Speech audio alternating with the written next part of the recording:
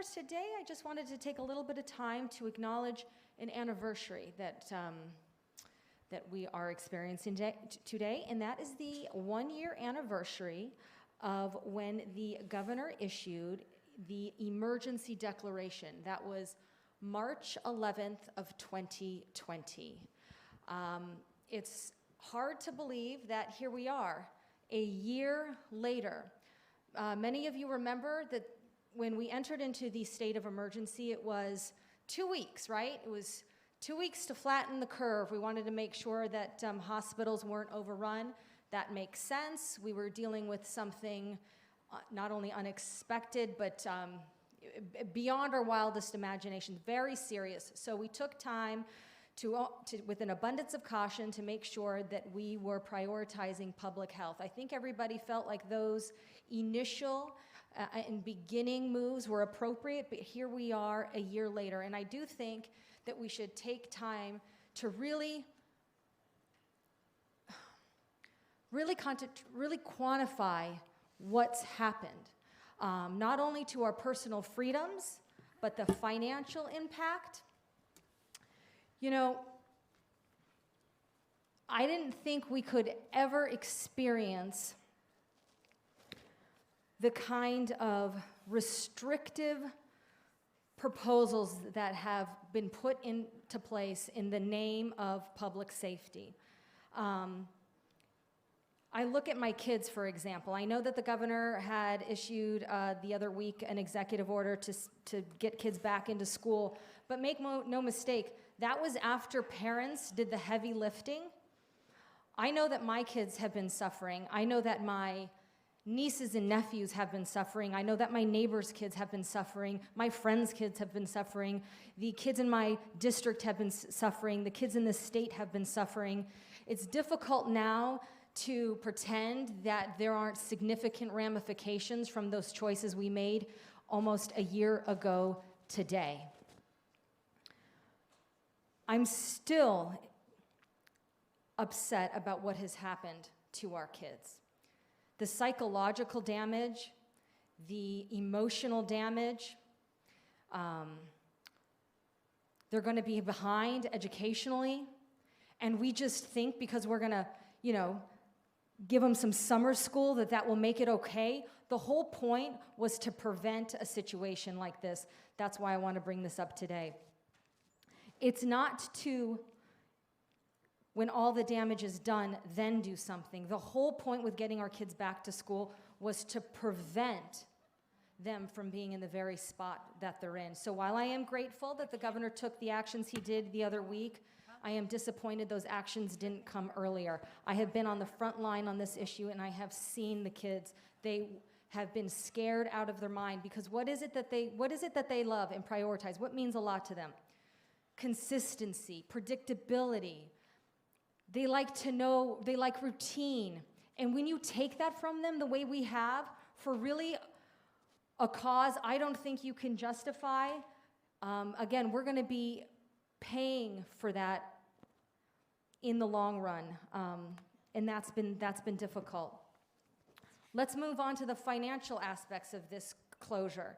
I'm sure many of you guys are aware of the recent COVID-19 package that was just passed out of Congress, about just under $2 trillion. I think Arizona is going to get somewhere between 12 and 16 billion. You do realize that in 2020, our entire state budget was 11.9 billion.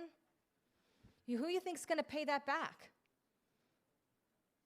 Really, it won't be us, so maybe we shouldn't care, but it will be our kids and our kids' kids.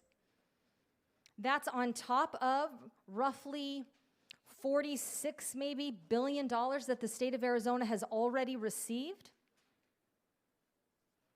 I don't know why we don't just push for a nice big round number of $100 billion. I mean, why stop? We're on a roll. That kind of reckless economic policies is again going to have long-term devastating ramifications. And what's this money for? This money is for offsetting the problems, associated with the closure, with our state of emergency. So instead of addressing the real problem, the cancer, which is the closure of our economy, we're just going to address the symptoms and throw money at it.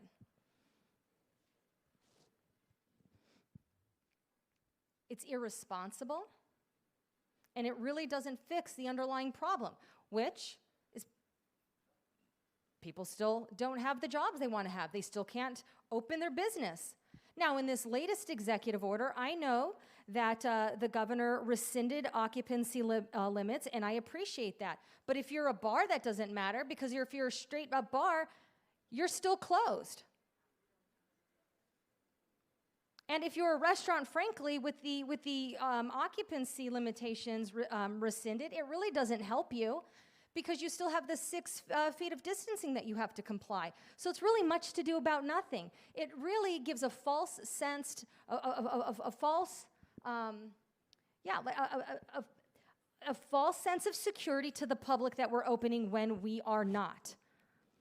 It just rearranged things. And if you ask businesses, this is what they'll say. I don't know, it doesn't really do much. Maybe I can fit in another table.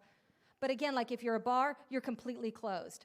So what we're saying to those people, that as I understand it, I know you put your life savings into your profession. I know this is important for you. I know it's something that you use to feed your family, but we actually think that those who own sports franchises is more important than you. We're going to make sure in the executive order we allow spring training and other sports franchises to open, but bars, you can stay closed unless you get yourself one of those little ovens, in which case if you pop in a crappy pizza and serve it to your consumers or your customers, then you're a bar that selling food, in which case you can open. But wait a minute, I'm not done. Just make sure that you guys don't congregate or stand next to each other, but you can sit next to each other.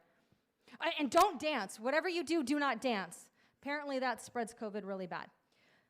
These are kind of the haphazard policies that are not conducive to an economy where people flourish. I know it's been difficult to say these things, and I will tell you, honestly, I wasn't sure if I was going to stand up and talk about it today, but I'm almost fearful of not speaking the truth than I am of speaking the truth. And the truth is, our people are suffering. They don't know what the future holds. They're scared for their children's future. They want to be able to have the freedom to go outside, freedom to go where they want, freedom to operate their business. And returning to normal is not the outlier. Returning to normal is not the extreme act. Keeping us closed and under the emergency declaration is the extreme act. Returning to how we've governed for hundreds of years makes sense. Keeping us closed without a rational explanation other than, quote, we're in a state of emergency, does not make sense. That is not comforting to the public. Additionally, there's been a lot of emphasis on personal responsibility. Make sure you wear your mask, social distance, and wash your hands. That makes sense. Make sure that you exercise personal responsibility. Well, I agree with that. I think that's great, and we should promote that. In fact, I will tell you, though, I look forward to the day when I can drive down the freeway and ADOT is not telling me to wash my hands. That will be a nice drive. If you ever look at those freeway signs, man, the message. But if you're going to emphasize personal responsibility, which I think you should, and that's appropriate, you can't do that while you still have mandates. You can't say, please exercise good judgment, but you know what? We're still going to mandate social distancing and mask mandates. It's an incongruent message for the public. That's like if you tell your kid, I want you to come home at a, quote, reasonable time. However, the curfew's 10 p.m. Well, how can I come home at a reasonable time? Do you see, it doesn't match. The public is frustrated because we're constantly giving them mixed messages. I hope that today serves as a wake-up call. I don't think when we all ran for office, we thought we'd be in a situation like this. I certainly didn't.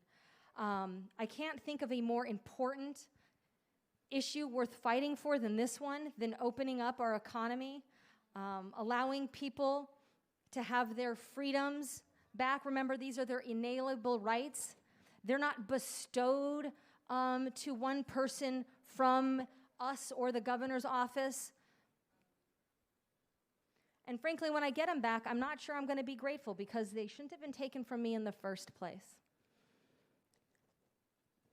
I don't know what else to do but to use my bully pulpit. I've tried to introduce bills and resolutions to address this. Hopefully, before session concludes, we can make progress with either adjusting and or terminating the emergency declaration. I think it's time. I think we can manage COVID-19 in a responsible way. We can prioritize the money to go to vulnerable populations. We can promote good judgment, but at the same time, lift the restrictions so people can have their freedoms back. And I just would like to end with this quote. The darkest recesses of hell are reserved for those who remain neutral at a time of great moral crisis. Now listen to me. I appreciate everybody's effort, and I really know that the governor has been in a tough spot, and I know it's not been easy for him, but we have to do the hard thing and move toward opening the state of Arizona. I hope to do it collaboratively with all relevant parties. I think that's the best way to get a solution. And I appreciate the indulgence this afternoon. I hope we open Arizona. Thank you.